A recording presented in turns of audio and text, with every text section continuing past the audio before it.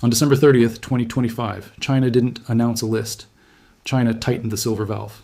They approved only 44 exporters for 2026 and 2027, and everyone else just got locked out of the global market. That's the event. That's the move. And if you're still thinking this is boring paperwork, you're already late. You're with us here, and we're going to read what the headlines won't. What happens when policy meets physics? Well, in a metal the world can't replace. Because silver isn't just a shiny rock anymore. It's wiring, it's solar, it's EV control systems, it's high-end electronics. It's the metal your modern life quietly depends on, and China just put it behind a gate. Here's what that 44 really means. It means a country that sits at the center of refined silver supply just decided who gets to touch the faucet. Not how much yet, not a ban. Something smarter. Control, they will call it streamlining. They will call it quality control. But when only a few gatekeepers can ship, the market stops being a market. It becomes a checkpoint. And checkpoints always create tolls. And control is worse than a ban because it's adjustable. It's deniable. It can tighten slowly while everyone argues about whether it's happening. Now watch the filter they used. To even qualify, an exporter has to show at least 80 tons of annual production capacity, plus serious financing, credit lines around tens of millions of dollars. That's not a requirement, that's a barricade. It's designed to eliminate the flexible middle, the smaller exporters who make a market function, who fill gaps, who respond fast, who keep delivery times normal. And when those firms vanish, the market doesn't stay the same but smaller. Or it becomes brittle, it becomes political. Becomes a hostage situation where your supply isn't decided by pricing, it's decided by permission. So one key thing we need to lock in right now is this. China didn't have to cut exports to shock the system. They only had to reduce the number of hands allowed to move the metal. That's how you weaponize scarcity without saying the word scarcity. And if you want to understand where this goes, you don't need a crystal ball. You just need memory. We've seen this movie with rare earths. The first act is always the same. It's just licensing. It's just regulation. It's temporary. Then the second act hits. Supply chains. Discover they're not buying a commodity anymore. They're buying access. Then the third act, panic orders, front-loaded inventory hoarding, and price spikes that look impossible until they happen. So let's stop pretending this is about tomorrow's candle. This is about structure. And the structure underneath silver has been cracking for years. Global demand has been running hot, roughly around the 1-2 billion ounce area recently, while total supply, mine plus recycling, has been closer to the low 1 billion ounce area. That gap isn't vibes, that gap is metal that must come from somewhere. When demand is bigger than supply, the market doesn't magically balance. It cannibalizes inventory. It eats the stored metal in vaults and warehouses like a starving machine. And here's the part most people miss. Inventory is not production. Inventory is a cushion. Once it's thin, every surprise becomes a crisis. Now look at what's been happening in the places that matter. Registered deliverable inventories on major exchanges have been shrinking for years. London vault holdings have been bleeding. Shanghai physical stocks have been tight. And the moment inventories get lean, the market stops behaving like a chart and starts behaving like a supply chain. Meaning, the question isn't, what's the price? The question becomes, can you get it? That's the moment where paper contracts and physical metal stop being the same product. And that split is already visible if you know where to look. Physical markets can trade at a premium because they are the real thing. Paper markets can trade calm because paper can be printed. So when you see a gap between physical pricing and paper futures, that's not a weird anomaly, that's stress. That's the system screaming quietly, and now we add China's licensing gate on top of that stress. So let me ask you something that should make you uncomfortable. If the market was already in deficit, why would the biggest refining hub choose this exact moment to restrict who can export? Is it because supply is abundant? Or because they can feel the squeeze before everyone else does? Now here's where we separate facts from interpretation. Fact. Only 44 companies were approved to export silver for the next 2 years. Fact. The requirements are big enough to push smaller exporters out. Fact. Silver demand is heavily industrial and hard to substitute. Interpretation. This looks like China positioning silver the way they positioned other strategic inputs, controlling access, then using that access as leverage. And we need to be honest. We don't get to ignore that possibility, because silver has quietly crossed into this strategic category. The US has been talking about critical materials more aggressively. Governments are treating supply chains like national security. And once a material becomes strategic, the free market becomes optional. Now, don't hear what I'm not saying. This is educational. We manage risk, but we also manage reality. And reality is this. Silver isn't easily swapped out. If you're making solar panels, you can reduce silver loading per panel, sure, but then you build more panels. If you're building EVs, you can shave grams maybe. But then you build millions more vehicles. Efficiency improvements are real. They still get steamrolled by scaling. It's like using a smaller straw while doubling the size of the milkshake. So we have a demand engine that keeps running. And on the supply side, we have a trap most people don't understand, the byproduct problem. Most silver doesn't come from silver mines. It rides along with copper, zinc, lead. Silver is the passenger, not the driver. So even if silver prices jump, supply can't respond quickly unless the primary metal economics support more mining. That's why silver supply is slow, stubborn, and inelastic. You can't just scream at a mine and make it produce. You can't print a new refinery, and you definitely can't create 10 years of permitting and construction in a single quarter. So when demand rises fast and supply responds slow, the only lever that moves is price and policy. China just pulled the policy lever. Now here's the next thing we need to watch. The market is about to fragment. When you remove hundreds of exporters and leave 44, you don't just shrink competition, you change behavior. The remaining exporters can dictate minimum order sizes. They can demand longer contracts. They can prioritize domestic customers. They can delay shipments without consequence because alternatives are fewer. That's not market efficiency. That's an oligopoly with a government thumb on the scale. And for Western manufacturers, that's nightmare fuel because manufacturing is timing. If your input arrives late, your assembly line doesn't wait politely, it stops. And if it stops, you don't lose a little profit. You lose your quarter. You lose customers. You lose credibility. So procurement managers don't respond to this by staying calm. They respond by securing supply early. They front-load demand. They overorder. And that behavior turns a tight market into a violent market. This is how shortages become squeezes. Not because everyone suddenly wants silver, because everyone suddenly needs certainty. Now let's talk about the most dangerous misunderstanding in the room. A lot of people think holding paper exposure is the same as holding metal, an ETF share, a futures contract, a promise. In normal times, maybe that's fine, but in stress times, paper is a coupon. And coupons are only as good as the shelf behind the counter. So the real question isn't, what's the spot price?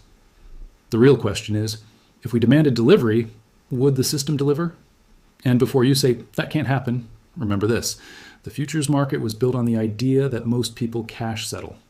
If more people stand for delivery because they don't trust supply, inventory drains faster. And when deliverable inventory gets thin, the market has two choices, pay up or default. Now, I'm not claiming an imminent default, but we need to respect the pressure points, because pressure points are where history happens. So here's a retention beat for our own thinking. If physical premiums keep widening, what breaks first? Industrial procurement schedules or paper confidence? Which one snaps? And if you've ever wondered why some metals move in sudden stair steps instead of smooth lines, it's because confidence doesn't leak, it collapses. Now let's zoom in on the calendar, because timing matters. This policy starts January 1st, 2026. That's not someday, that's now. And markets hate one thing more than high prices, uncertainty. So as soon as that clock flips, every buyer has to assume the rules can tighten again. Because that's the genius of licensing control. It's a dial. And the dial can turn quietly. Today it's 44 exporters. Tomorrow it's 30. Next quarter it's priority domestic allocation. And you won't get a dramatic headline like ban. You'll get a bureaucratic sentence that changes everything. So when people ask, why would prices explode? This is why. Not because of one rule, because of the fear of the next rule. Now, let's make this practical. Silver sits in three arenas at the same time. It's a monetary metal in people's minds, it's an industrial input in factories, and it's a strategic material in government planning. Those arenas collide when supply gets tight. And when they collide, the loudest buyer wins. Not the buyer with the best argument, the buyer with the biggest balance sheet and the biggest mandate. That's why this matters for regular people. Because if industrial users start treating silver like oxygen, retail buyers don't get to set the price anymore. They get the leftovers. And that's not fear-mongering. That's how allocation works in tight markets. Now watch this contradiction that's about to confuse a lot of viewers. You might see days where paper silver dips. You might see headlines saying silver is weak, but physical premiums can stay high. Delivery times can stretch, lease rates can spike. In other words, the chart can lie while the supply chain tells the truth. And if you only watch the chart, you'll think nothing is happening until everything happens. So we need to train ourselves to watch the right signals. Premiums, inventories, delivery delays, the spread between where metal trades on the street versus where it trades on a screen. Those are the heartbeat. Now, a quick question for the comments, because I want to know how we're thinking as a group. If you had to choose one signal to trust, paper spot price or physical availability, which one do you think is the real price? Drop your answer below. I'm reading them. Now, let's talk about substitution, because skeptics always reach for that. Companies will just switch materials. No, not easily. Silver has the highest electrical conductivity at room temperature. In high-performance electronics and power applications, it isn't there because engineers are sentimental. It's there because physics is ruthless. You can substitute in some low-grade uses, sure, but the more advanced the application, the more silver becomes non-negotiable. That's why the clean energy transition quietly locks in silver demand. Solar doesn't run on opinions. It runs on electrons. And electrons don't care about political narratives. So when China controls refining and restricts export channels, the impact spreads like a crack in ice. It starts small. Then suddenly the whole sheet fractures. And here's the twist people miss. China doesn't even need to starve the world. They just need to create enough friction that everyone outside China starts paying a premium for certainty. That premium becomes permanent. Because once procurement teams get burned, they don't go back to just in time. They go to just in case, which means more inventory hoarding, which means more demand pulled forward, which means more stress. This is the feedback loop. Now, I want to address the gold-silver relationship because it's going to show up in everyone's feed. Gold is expensive. Silver is cheaper. People talk about ratios. Ratios are useful as context, but they don't create supply. A ratio doesn't deliver bars to a solar factory. A ratio doesn't fill a refinery's order book. What moves silver in a tight market is not ratio talk. It's the fight for physical ounces. And when that fight turns real, silver can move faster than gold because the market is smaller and more industrially constrained. That's why silver's volatility isn't a bug. It's a feature of a thin, stressed supply chain. Now, let's get brutally honest about the supply response. Even if the world wanted to fix this tomorrow, it can't. New mines take a decade. Permits take years. Refining capacity takes capital and time. And the byproduct nature means higher silver price doesn't automatically unlock supply. So what does the system do instead? It rations. Not with signs and speeches, with prices and delays. The metal goes to whoever can pay and whoever is politically prioritized. And that brings us back to China's move, because that's what this is. Rationing architecture. It's a framework built in advance. So when shortages get worse, the control mechanism is already installed. Now, a second question for the comments, because this one matters.